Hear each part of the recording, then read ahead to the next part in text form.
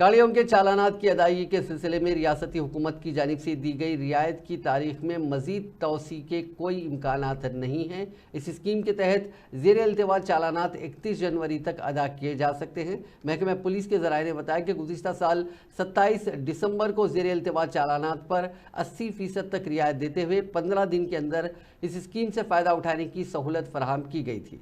बाद अज़ां हुकूमत ने इस स्कीम को 31 जनवरी तक तोसी कर दी।